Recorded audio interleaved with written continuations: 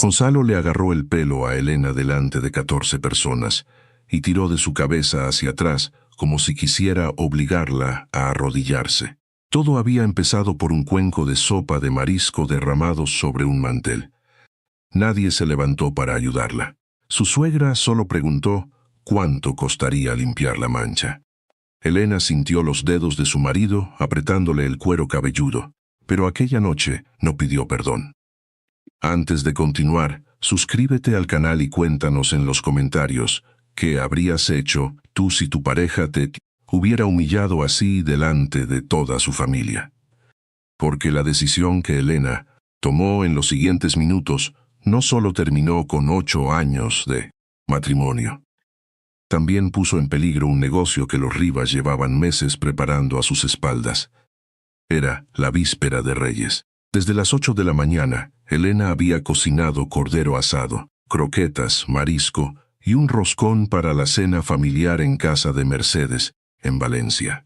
Aún así, su suegra criticó la comida, la mesa y el vestido sencillo que llevaba. Patricia, la hermana de Gonzalo, se rió al recordar que Elena había ocupado un puesto importante en una empresa de logística. Tantos estudios y todavía no sabes atender a una familia, dijo. Elena buscó la mirada de su marido. Gonzalo no la defendió. Mi madre y Patricia tienen razón. Siempre conviertes cualquier cosa en un problema. Cuando el cuenco resbaló de sus manos, Gonzalo se levantó de golpe. Después de tirarle del pelo, la acusó de avergonzarlo delante de todos. Elena apoyó una mano en la mesa, recuperó el equilibrio y le sujetó la muñeca hasta que él tuvo que soltarla. Gonzalo Rivas. La habitación quedó en silencio. Mercedes abrió la boca para reprenderla, pero Elena no le permitió hablar. Durante estos 8 años he entregado 238.000 euros para pagar los negocios, las deudas y los caprichos de esta familia. Se acabó. Desde esta noche, no recibiréis ni un euro más de mí. La expresión de Mercedes cambió. Ya no miraba a Elena con desprecio, sino con una inquietud que hasta entonces había sabido ocultar. Elena fue al dormitorio a recoger su bolso. Antes de salir, abrió el cajón donde guardaba su documentación personal. Su documento de identidad seguía allí. Pero faltaban el dispositivo de acceso bancario y una pequeña carpeta con los datos de su certificado digital. Volvió al comedor y preguntó quién los había cogido. Gonzalo respondió demasiado deprisa. Seguro que los cambiaste de sitio. Mercedes ya no parecía enfadada. Miraba el bolso de Elena y la carpeta de documentos que sobresalía de él. Entonces la suegra suavizó la voz y le pidió que no tomara decisiones precipitadas. Elena salió de la casa con una certeza incómoda. No intentaban salvar el matrimonio. Intentaban impedir que descubriera algo. Y por la forma en que Gonzalo había respondido, aquello llevaba mucho tiempo preparado. Elena no condujo de inmediato. Permaneció varios minutos dentro del coche, con las manos apoyadas en el volante y el cuero cabelludo todavía dolorido. Desde la ventana vio a Gonzalo salir al portal, pero él no se acercó para comprobar cómo estaba. Se limitó a levantar el teléfono y llamar a alguien mientras caminaba de un lado a otro. Aquello confirmó su primera sospecha. Su marido no temía perderla. Temía lo que ella pudiera hacer al marcharse. Elena abrió la aplicación bancaria. El acceso seguía funcionando desde su móvil, aunque el dispositivo de seguridad había desaparecido del dormitorio. Al del huerto, revisó los últimos movimientos y encontró 3 transferencias recientes que no reconocía. No eran cantidades enormes, pero todas llevaban la misma referencia. Gastos de gestión. Hizo capturas de pantalla antes de llamar a Lucía Serrano. Se conocían desde la universidad, aunque la vida las había llevado por caminos distintos. Lucía se había convertido en abogada especializada en divorcios y conflictos patrimoniales. Elena, en cambio, había abandonado una carrera que le había costado años construir. Antes de casarse, dirigía el Departamento de Control Financiero y autenticación de operaciones electrónicas de una empresa logística internacional en Valencia. Tenía un salario estable y estaba a punto de recibir un ascenso cuando Gonzalo le propuso dejar el trabajo. Él aseguraba que necesitaba su ayuda para impulsar varios negocios familiares. Le prometió que trabajarían para un futuro común y que Elena volvería a su profesión cuando todo estuviera consolidado. Ese momento nunca llegó. Durante 8 años, Elena entregó 38.000 euros para una inversión bursátil de Gonzalo. Después aportó 31. Se lo ció para un proyecto de apartamentos turísticos que terminó sin una sola vivienda construida. Mercedes recibió 22.000 euros para reformar su casa, aunque solo cambió la cocina y compró muebles nuevos. Patricia pidió 46.000 euros para abrir una tienda de ropa. El negocio cerró 14 meses después, pero nunca devolvió nada. A eso se sumaron préstamos, recibos atrasados, seguros, impuestos y gastos familiares que Gonzalo presentaba como urgencias. Elena había guardado justificantes porque era incapaz de entregar dinero sin registrar su destino. Al llegar al piso de Lucía, colocaron los documentos sobre la mesa del comedor. Durante casi 2 horas, ordenaron transferencias, facturas y correos electrónicos. La cifra final fue de 238.000 euros. Lucía dejó el bolígrafo y la miró en silencio. No has mantenido solo a tu marido, has financiado a toda su familia. Elena sintió vergüenza, pero también una claridad nueva. Mercedes había suavizado la voz en cuanto escuchó aquella cantidad porque sabía que el divorcio podía cerrar una fuente de dinero que consideraban inagotable. Lucía le pidió que no firmara, borrara ni entregara ningún documento. Después examinó una carpeta antigua relacionada con una propiedad en Alicante. Su expresión cambió al encontrar una anotación reciente junto al nombre de Elena. Necesito que me respondas con mucha precisión, dijo. ¿Has autorizado la venta del hotel? Elena levantó la mirada. No sabía que el hotel estuviera en venta. Lucía giró el expediente para que Elena pudiera leer la anotación. Junto a su nombre aparecían una fecha, el importe de una señal y 4 palabras escritas a mano. Firma pendiente de la esposa. El hotel estaba situado cerca de la costa de Alicante. Ocupaba una parcela de 2.600 metros cuadrados, tenía 34 habitaciones, piscina, restaurante y un jardín orientado al Mediterráneo. Gonzalo llevaba años presentándolo como un negocio familiar que apenas cubría gastos, pero los documentos mostraban algo distinto. Se estaba preparando una venta. Lucía abrió el registro de la propiedad, comparó las escrituras con las transferencias antiguas y empezó a señalar cifras con un lápiz. Gran parte del dinero utilizado para comprar y reformar el establecimiento procedía de las aportaciones de Elena.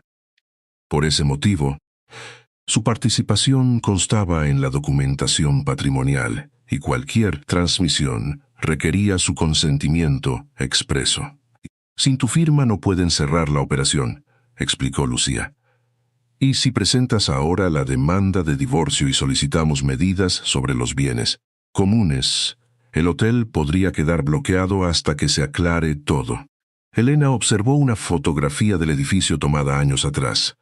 Recordaba haber elegido las lámparas del comedor y haber pasado varios fines de semana revisando presupuestos, aunque Gonzalo siempre decía que aquellas tareas no contaban como trabajo. Ahora comprendía por qué él había insistido tanto en mantenerla alejada de la gestión. En otra hoja figuraba una señal de 280.000 euros ya entregada por el comprador. El contrato establecía que la operación debía completarse antes de terminar el mes. Si la familia Rivas no aportaba la autorización de Elena, podía perder la señal y enfrentarse a una reclamación adicional. El teléfono de Elena vibró sobre la mesa. Gonzalo había enviado 6 mensajes en menos de 10 minutos. Primero pidió perdón. Después dijo que su madre estaba alterada. En el último mensaje, no mencionó el tirón de pelo ni preguntó si Elena necesitaba atención médica. Tenemos que hablar del hotel, es urgente. Lucía leyó la frase y negó lentamente con la cabeza. Poco después llamó Mercedes. Su voz ya no tenía el tono seco de la cena. Dijo que una familia no debía romperse por un accidente y que Gonzalo estaba dispuesto a cambiar. Antes de despedirse, añadió que había documentos pendientes y que sería irresponsable perjudicar a todos por una discusión doméstica. Elena no discutió. Grabó la hora de la llamada y respondió que necesitaba pensar. Durante la mañana siguiente, Lucía solicitó copias de los documentos disponibles y preparó una lista de precauciones. Elena no debía entregar sus claves, firmar ante nadie, ni a pesar de que conocía la venta. Tampoco podía quedarse lejos demasiado tiempo. Si Gonzalo sospechaba que estaba investigando, podía borrar correos, retirar documentación o mover dinero. La decisión fue difícil, pero no impulsiva. Elena llamaría a su marido, fingiría que estaba dispuesta a perdonarlo y regresaría a casa. No volvería para salvar el matrimonio. Volvería para descubrir qué habían preparado antes de que ella anunciara el divorcio. Aquella tarde, Gonzalo la recibió con flores y una disculpa cuidadosamente ensayada. Mercedes había dejado comida preparada en la cocina. Incluso Patricia le envió un mensaje amable, algo que no había hecho en años. Elena dejó la maleta en el dormitorio y actuó como si necesitara descansar. Cerca de medianoche, oyó abrirse la puerta del despacho. Caminó descalza por el pasillo y se detuvo antes de llegar. Gonzalo hablaba por teléfono en voz baja. «Ha vuelto», dijo, «firmará, pero no puede enterarse del precio real». Elena retrocedió sin hacer ruido. La venta del hotel no era el único secreto. Alguien al otro lado de aquella llamada ya estaba esperando su firma. A la mañana siguiente, Elena no mencionó la llamada. Preparó café, dejó una taza junto a Gonzalo y observó cómo él colocaba el teléfono boca abajo en cuanto ella entró en la cocina. Durante los días siguientes, su marido empezó a comportarse con una amabilidad demasiado calculada. Le preguntaba si había dormido bien, proponía cenar fuera y repetía que lo ocurrido en casa de Mercedes no volvería a suceder. Sin embargo, cada noche se encerraba en el despacho y cambiaba de pantalla cuando Elena pasaba cerca. También viajaba con frecuencia a Alicante. Decía que debía revisar las cuentas del hotel, aunque regresaba con recibos de restaurantes, aparcamientos y comercios que no tenían relación con el establecimiento. Elena no intentó entrar en sus cuentas privadas. Lucía le había advertido que cualquier prueba debía obtenerse de forma legal. Por eso comenzó por los movimientos de la cuenta común, las facturas del hotel y los correos enviados a una dirección compartida para asuntos administrativos. Una tarde, mientras Gonzalo estaba en Alicante, Elena descargó varios extractos y los ordenó por fecha. Encontró pagos repetidos a un centro de estética llamado Salas Belleza Integral. Al principio pensó que podían corresponder a servicios para los huéspedes del hotel. Pero los importes eran demasiado altos y aparecían junto a transferencias destinadas al alquiler de un apartamento. El nombre de la propietaria era Verónica Salas, de 31 años. Lucía comprobó los datos mercantiles del negocio. El centro se encontraba en Alicante y había sido reformado 7 meses antes. Durante ese mismo periodo, Gonzalo había enviado más de 58.000 euros desde la cuenta conjunta y desde los ingresos del hotel. Elena fue anotando cada gasto en una hoja. Obras del local, joyas, 2 viajes, facturas personales y varias mensualidades del apartamento. Cuanto más avanzaba, menos se parecía aquello a una relación comercial. La confirmación llegó a través de una tableta familiar que Gonzalo había olvidado desconectar de su cuenta de mensajería. Elena encendió el dispositivo para consultar una factura del hotel y vio aparecer una notificación. ¿Cuándo vas a decírselo? No puedo seguir ocultando el embarazo. Elena se quedó inmóvil. No abrió todas las conversaciones. Fotografió únicamente los mensajes que aparecían vinculados a la cuenta compartida y llamó a Lucía. Su amiga le pidió que no reaccionara, que guardara copias y esperara. En los mensajes visibles, Verónica decía estar embarazada de casi 3 meses. Gonzalo le prometía que, después de vender el hotel, se divorciaría y compraría un piso con vistas al mar. Verónica preguntaba cuánto tardaría Elena en firmar. La respuesta de Gonzalo eliminó cualquier duda sobre sus intenciones.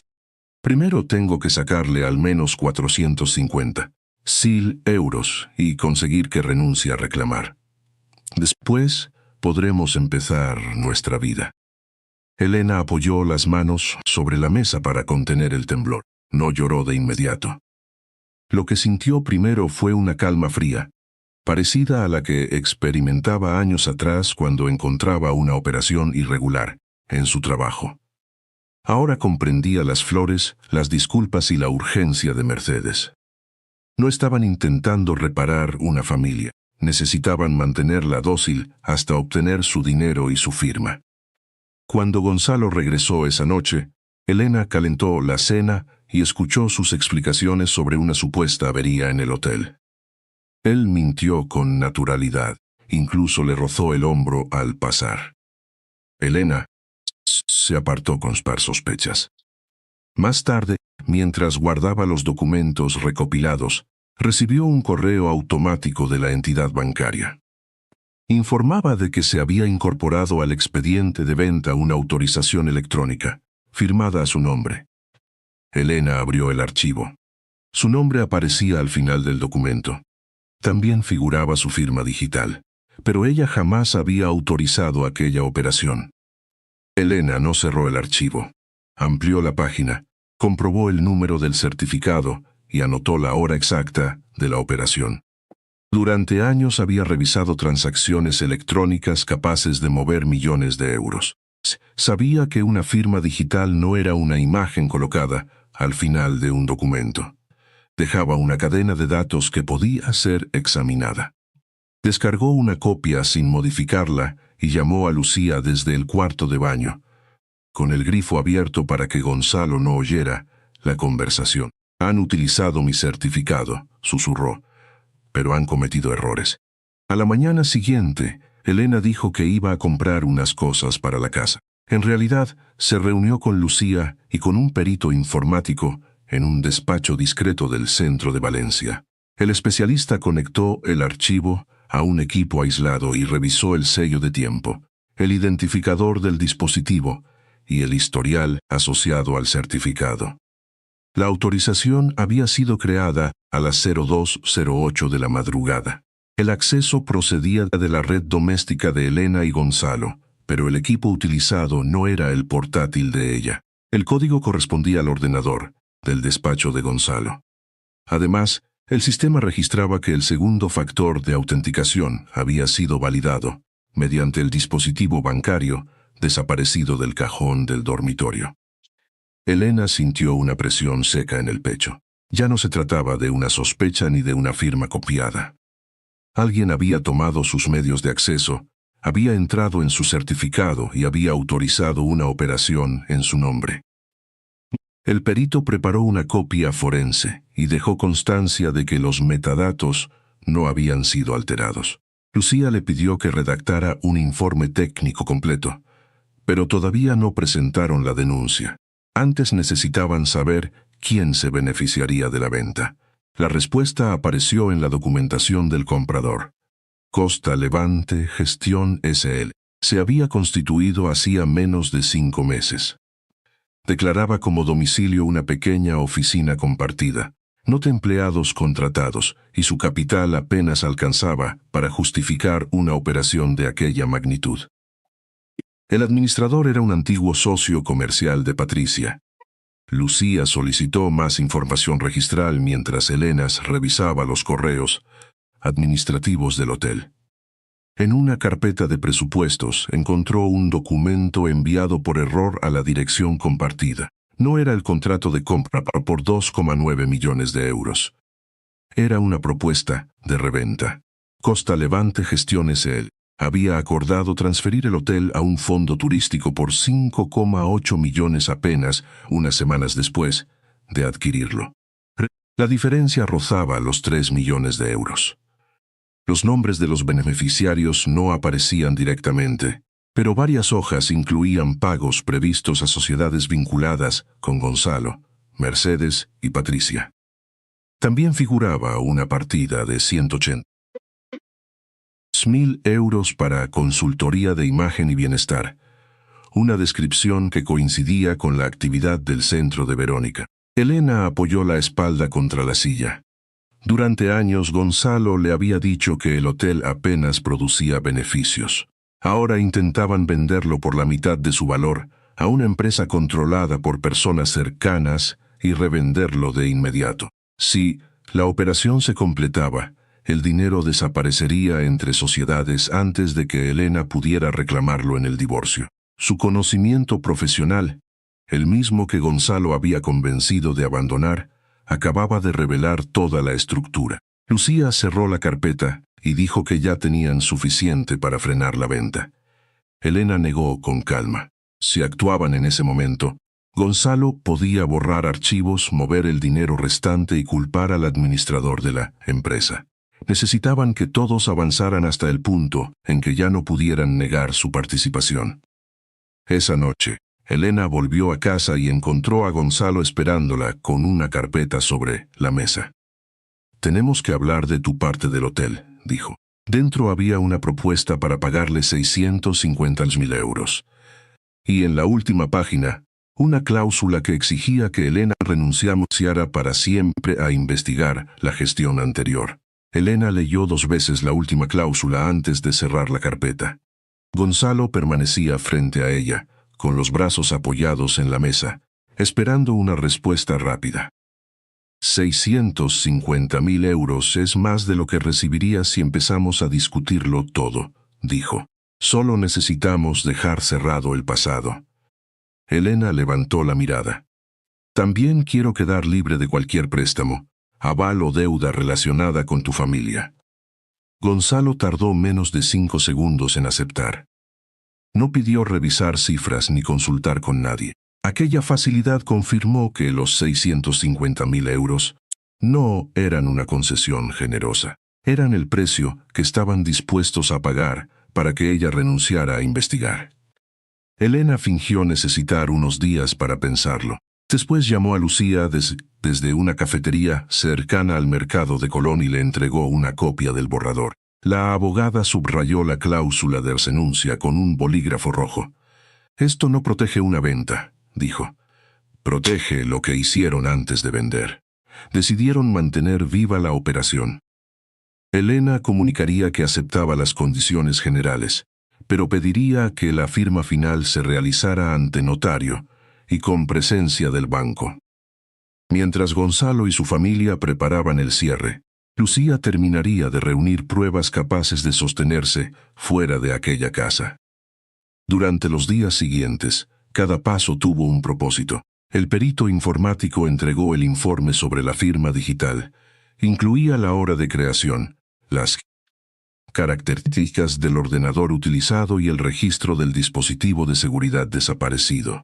Lucía obtuvo también los datos registrales de Costa Levante Gestión SEL y la relación del administrador con Patricia.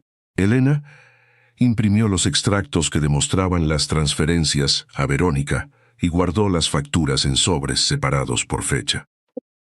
Después reunió los justificantes de los 238.000 euros aportados durante el matrimonio, préstamos, reformas, inversiones y pagos hechos en nombre de los Rivas.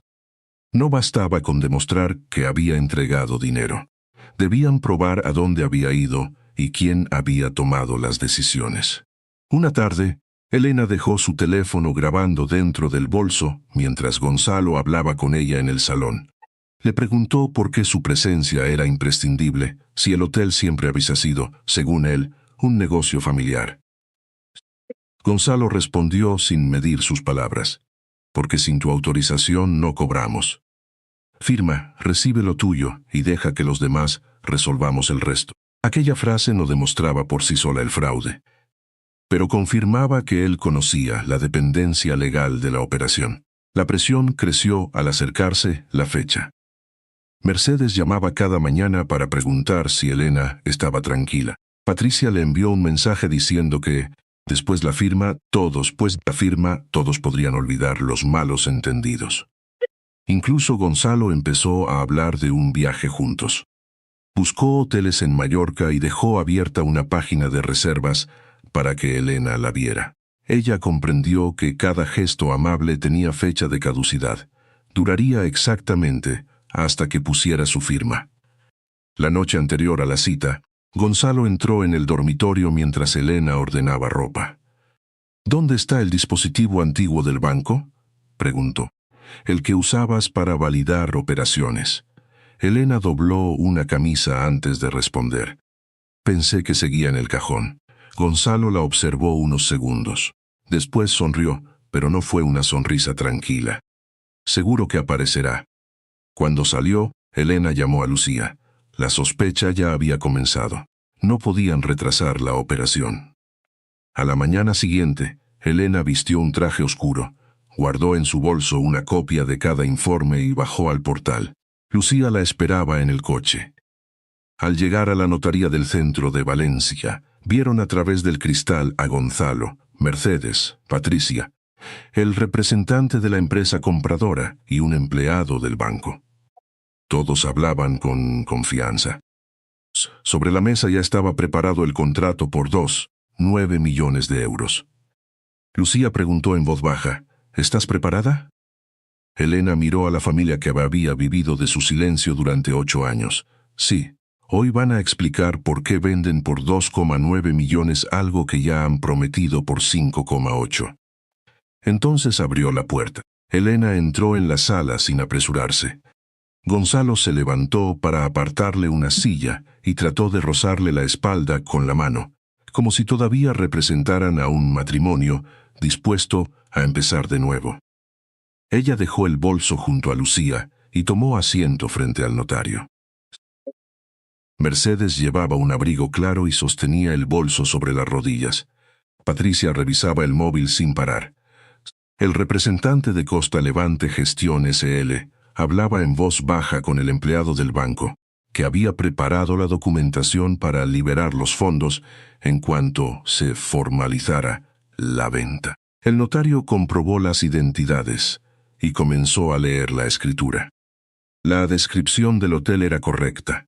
34 habitaciones, restaurante, piscina y una parcela de 2.600 metros cuadrados cerca de la costa de Alicante. Después pronunció el precio. 2.900.000 euros. Elena dejó que continuara unos minutos. Esperó hasta que se explicó la distribución del pago y se mencionó la autorización electrónica incorporada al expediente. Entonces colocó ambas manos sobre la mesa. Antes de firmar, necesito que el comprador responda a una pregunta. El representante de la empresa la miró con incomodidad. Costa Levante ha informado a esta notaría de que ya existe un acuerdo para revender el hotel por 5,8 millones de euros. Nadie contestó. Lucía abrió una carpeta y deslizó una copia del segundo contrato hacia el notario. El hombre leyó la primera página, comprobó las fechas y pidió que nadie tocara los documentos originales. Patricia fue la primera en reaccionar. Eso solo era una propuesta. No significa nada. La propuesta incluye un calendario de pagos y la fecha prevista de transmisión, respondió Lucía. También fue enviada antes de que esta compra se formalizara. Gonzalo intentó mantener la calma. Dijo que Elena estaba confundida por sus problemas matrimoniales y que su abogada quería convertir una negociación privada en un escándalo. Elena no elevó la voz. Entonces revisemos la autorización que presentasteis en mi nombre. El notario abrió el archivo electrónico. Elena entregó el informe del perito informático y explicó de manera sencilla lo que contenía. La firma se había generado a las 02:08, desde el ordenador del despacho de Gonzalo, utilizando el dispositivo bancario que había desaparecido de su dormitorio. El empleado del banco comparó el número de identificación con sus propios registros. Su expresión cambió. El dispositivo coincide, confirmó, pero la titular no realizó ninguna validación presencial. El notario interrumpió el procedimiento. Ordenó que la escritura no se firmara y dejó constancia de posibles indicios de suplantación de identidad y falsedad documental. El banco bloqueó de inmediato la liberación de los 2,9 millones hasta que la operación fuera revisada. Mercedes se inclinó hacia Elena. ¿Eres consciente de que vas a destruir a esta familia? Elena sostuvo sumisada. No había rabia en su voz cuando respondió. Yo no he destruido esta familia, solo he dejado de sostener vuestra mentira con mi silencio y con mi firma. Mercedes apartó la mirada. Lucía continuó colocando documentos sobre la mesa. Los extractos de las transferencias a Verónica, los pagos cargados al hotel, los justificantes de los 238.000 euros aportados por Elena, y la cláusula que pretendía obligarla a renunciar a cualquier reclamación futura. Después, reprodujo la grabación en la que Gonzalo decía que, sin la autorización de su esposa, nadie cobraría. El representante de Costa Levante dejó de defender la operación. Preguntó si podía llamar a su abogado. Patricia, cada vez más nerviosa, aseguró que ella solo había presentado a 2 personas y que Gonzalo se ocupaba de todo lo demás. Aquella frase fue el primer quiebre entre ellos. Gonzalo se levantó y avanzó hacia Elena. Apaga eso y vámonos a casa. Esto todavía se puede arreglar.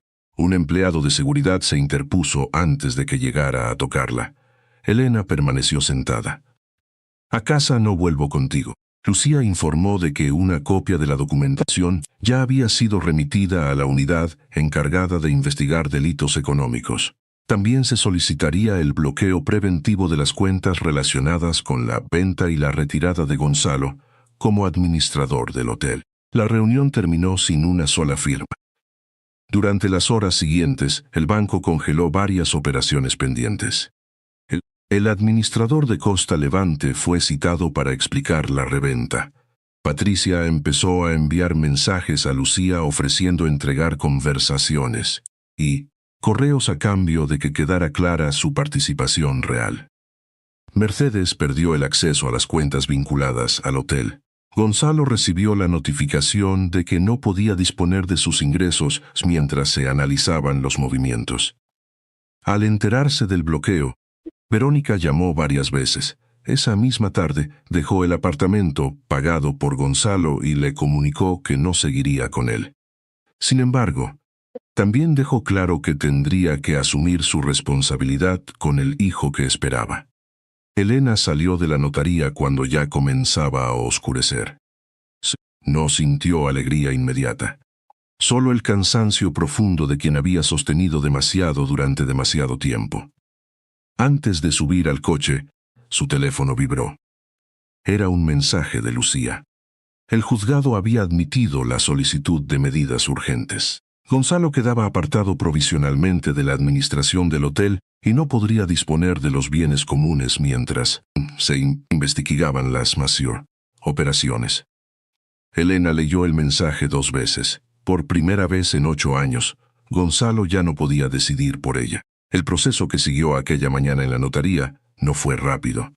Durante más de 1 año, Elena asistió a reuniones con abogados, respondió preguntas y volvió a revisar movimientos bancarios que le recordaban cada mentira. Recuperó parte de los 238.000 euros.